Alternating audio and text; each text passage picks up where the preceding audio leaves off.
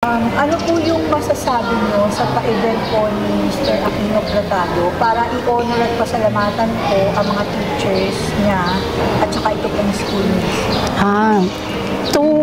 Aquino Platado, napaka-proud namin na mga teachers sa'yo, tsaka talagang happy kami lahat. The first time na gumawa siya kasi ng GC, nagulat kami, sabi namin, anong GC to? Ayun pala, gumawa siya ng GC ng mga teacher niya noong time na 2004, and then yung mga friends niya, yung mga close friends niya, classmate niya, sinama niya sa GC, and then nung time na yon, doon siya nag-start magsabi na magpe-payback daw siya. Sabi namin, wow, bihira yan sa estudyante na nakakaalalang bumalik sa school ng pinanggalingan niya. Sabi namin kasi yung iba, kahit na sabihin na natin naging successful na, hindi nila naaalala yung school na pinanggalingan nila. Pero very proud talaga kami kay Aquino kasi nga hindi niya kami nakalimutan. Itong event na to napakadalang, first time, at ngayon lang ako nakakita ng event na isa lang ang nag-initiate talaga. Dun sa title niya, para i-honor yung mga teachers ng batch 2004, and siya talaga ang nag-initiate. Si Platado, inisa-isa niya kaming mga teachers. Wala kaming ginawa na kahit ano para matupad yung event na ito. Siya yung nag-call sa amin, siya yung nag-initiate na kontakan kami through chats. So, napakalaking bagay. Dahil itong event na to ito yung bagay memorable sa lahat ng teachers niya. Kaya nga sabi ng mga bagong teachers, may pa-event kayo, bakit kayo lang? Tapos lagi nilang sinasabi, sana all. Diba? So napakadalang sa isang estudyante na magbalik tanaw sa mga teachers niya talaga. Kaya napakasaya para sa amin, hindi lang ako bilang teacher niya o naging advisor niya, kung hindi lahat. Kasi pati yung mga malalayo naabot niya. So from UAE, then sa Pilipinas, iba't ibang bahagi ng Pilipinas, naabot niya. Di ko alam kung bakit. Kasi nga may initiative talaga siya. We are very grateful having this kind of event organized by one of our alumni na si Aquino. So, napaka-bongga ng ganitong event. So, nakakatuwa kahit once in a while, after 20 years, we are seeing together. Siguro ang pwede kong pasalamatan, kauna-unahan syempre, ang former student namin na si Sir Aquino Platado, na mataas ang respeto at paggalang ko sa kanya bilang mag-aaral ko nung ako ay nagtuturo ng asignaturang Pilipino noon, na napakabait ng batang yan at higit sa lahat, tahimik lang siya sa klase, pero makikita ko na talagang hindi ko nga akalain na siya ay maging isang ganap na sabihin natin na mayaman, no? Super yaman niya na. Kasi syempre, magiging stepping stone kasi natin ay yung paghihirap, pagsisikap sa isang banda.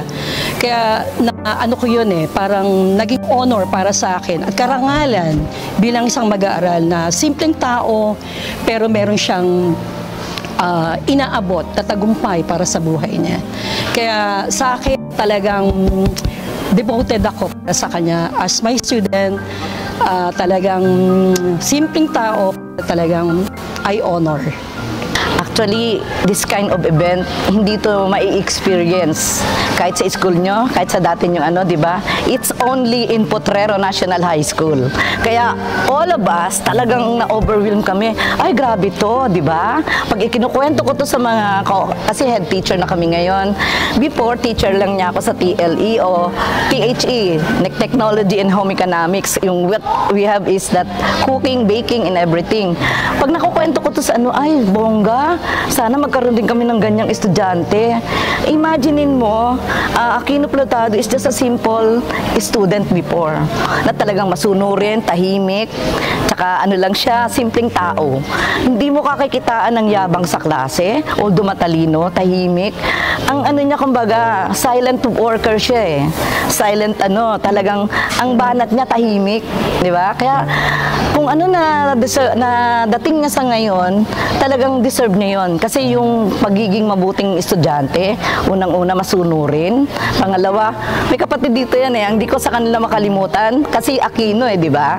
Ang kapatid niya, kakambal niya, Corazon Aquino. Kaya sabi ko, hala, fans kayo ng mga Aquino, no? Si Cory Aquino, yung kakambal niya yon.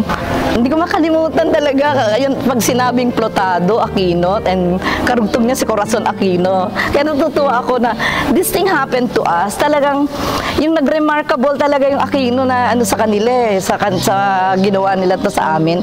Hindi namin to malilimutan. All those things na yung idodonate niya sa amin, yung ibibigyan niya sa amin ng mga privileges na hindi yan nararanasan ng mga ibang school. Sabi ko nga, it's only in Potrero. And I think we are very thankful na siya yung naging isa sa mga estudyante namin. Ibig sabihin, it's payback time, di ba? Ibig sabihin na meron kaming magandang itinanim sa kanya na kung saan ibinabalik niya 100-folds pa. Simple lang kami noon, di ba? Nanood lang, nanahimik lang siya, tapos kung nakikinig lang sa klase, tingnan niyo ang balik, di ba? God is good all the time. Ang masasabi ko po sa ginawa ni Aquino, malaking pasasalamat dahil binigyan niya ng unity, camaraderie yung mga kaklase niya, binuo niya, pati binigyan niya kami ng parangal at binigyan niya rin ng parangal ang mga kaklase niya. At nagpapasalamat kami para bang ibalik uli yung mga alaala ng mga nung sila ay nandito. At malaking pasasalamat namin sa kanya dahil malaki ang maitutulong niya, hindi lang siya, pati yung batch nila, upang mabigyan ng kasiyahan uli ang Potrero National High School at magkaroon uli yung kahit na yung mga teachers niya na nag-retired na, mga teachers niya at principal na nasa ibang eskwelahan na ay magsasama-sama uli, pati yung mga kaklase niya na sabihin natin na kahit na nasa middle class ay pinagsama-sama niya pa rin, binuo niya. And then para lang sa araw na yon, sa araw na yon ay makita nila yung ano-ano ang mga naging karanasan nila sa buhay nila, para bang sharing ang mangyayari sa araw na yon, at para magkaroon din ng mga sabihin natin na what you call this, mga solusyon kung may problema sila, para sila ay parang isang pamilya ang ginawa ni Aquino sa event na mangyayari sa March 30. Ano po ang nabivision ninyo sa charity foundation po na itinatag ni Mr. Plotado Aquino, ni Mr. Aquino Plotado, yung Aquino Plotado Philanthropy Foundation? Actually, ang vision ko dyan sa Aquino Plotado Foundation, marami siya matutulungan, lalo na dito sa Potrero kasi, marami kaming estudyante na matalino talaga. Kaya lang, ang problema lang talaga, yung financial. Kaya nga marami ditong, minsan, kahit na matalining bata, nag-stop silang mag-aral. Kasi nga, walang pang suporta yung magulang nila. Pero kung magkakaroon siya ng continuous yung foundation na gagawin niya, maraming matutulungan, magiging masaya yung mga parents na matutulungan yung bata. In the near future, magiging successful din yung mga bata katulad niya. Kasi nga, nagulat din kami na very successful na pala siya compared dun sa ibang mga kabatch niya. Pero natutuwa rin kami kahit na successful na siya, hindi niya nakalimutan yung mga kaklase niya, especially noong December. Actually, ang vision ko dito, maraming makikinabang. Hindi sa mga teachers ang pakinabang nito kung hindi sa mga bata. Kasi ang pagkakasabi niya sa akin, itong foundation na to ay para sa mga schools. At uunahin niya ang Potrero National High School na kung saan siya gumraduate. Kumbaga, parang nagbabalik tanaw siya kung ano siya noon, kung ano yung gaano kahirap ang mag-aral dati, di ba? So, naghirap siya sa pag-aaral niya, pero ngayon, ano siya ngayon? So, parang binabalik tanaw niya at ayaw niyang maranasan ng mga bata ngayon yung naranasan nila noon na napakahirap mag-aral talaga. Kaya, yung mga naitulong niya sa amin, sa mga teachers niya, kasi unang-una, kahit hindi niyo na itatanong, ma'am, aside from this foundation, naunan na niyang tumulong dito sa school, binigyan niya ng mga printers, ang mga teachers, na lahat ng department nakikinabang at napakabilis ng mga transactions namin ngayon. Kasi may printer kami kada department. Hindi namin kailangan maglakad kung saan. Isang building dito, tatawid ka sa isang building. Ngayon hindi. Andiyan na yung printer mo. Lalo na ngayong panahon na to na nagsasara yung klase. And then aside from that, hindi lang teacher ang nakikinabang dito, yung mga bata. Bakit? Kasi yung sound system na binigay niya, na ginagamit namin sa lahat ng mga programs namin, sa misa, sa mga pa-event, ng mga MAPE subject, sa mga pasayaw, flag racing, flag retreat. Isa lang ang ginagamit namin sound system na binigay ni Sir Plotado.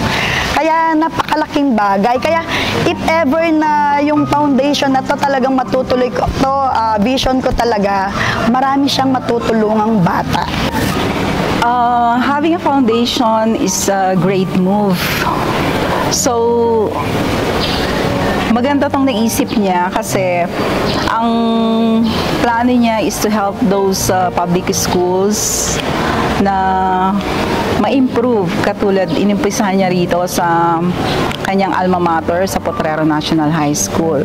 So, I know na mas marami pa siyang matutulungan ng mga public schools through the foundation kasi alam niya kung ano ang hirap na pinagdaanan niya when he enrolled in the public schools. Kaya magandang move ang ginawa niyang to, ang plano niyang to reach out those learners enrolled in the public schools para syempre siguro marating din nila kung ano man ang narating ngayon ni Aquino.